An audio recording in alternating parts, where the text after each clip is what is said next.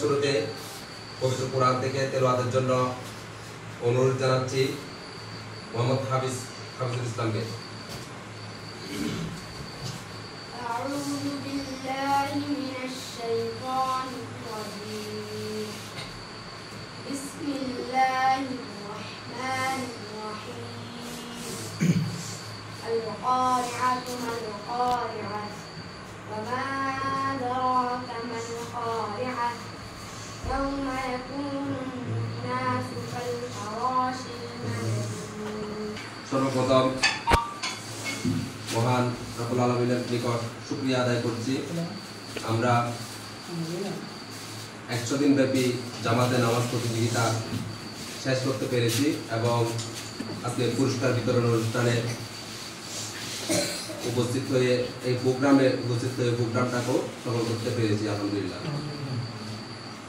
আমরা আরো শুকরিয়া জানাচ্ছি আমাদের মধ্যে 100 দিন টোটাল 100 দিনের মধ্যে 100 দিনে জামাতে নামাজ আদায় করেছে এরকমও প্রতিযোগী আমাদের মধ্যে আছে এক বা একাধিক, টোটাল এরকম 5 জন। জানাটা কি আগে জরুরি।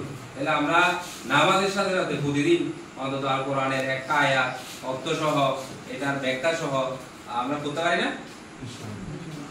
এটা আমার মনে হয় আমাদের এখানে যারা আছি সবার জন্য এটা অত্যন্ত জরুরি যে আল্লাহ রাব্বুল আলামিন যে কোরআন আমাদের কাছে দিলেন, আমাদের কাছে মহান আমাদের প্রিয় নবী হযরত মুহাম্মদ সাল্লাল্লাহু আলাইহি ওয়াসাল্লামের মাধ্যমে এটা 23 বছরের নবুয়তি জিন্দগিতে ওরে আস্তে আস্তে ধাপে ধাপে মানুষের যখন যে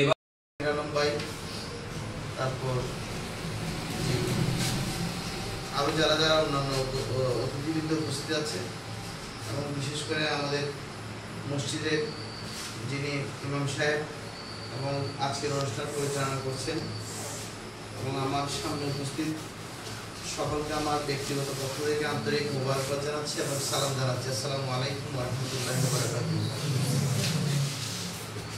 আমাদের বক্তব্যের প্রারম্ভ আমরা যা দিচ্ছি সেটা হচ্ছে সম্মাননা। আমরা আসলে নামাজের পুরস্কারটা আমরা নিব শেষ বিচারের দিন, সেদিন আমরা নামাজের পুরস্কারটা নিব।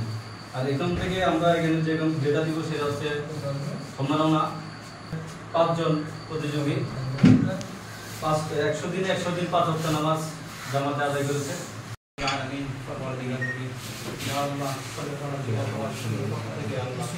যে 100 দিন ব্যাপী জামাতের আয়োজন করা হয়েছে।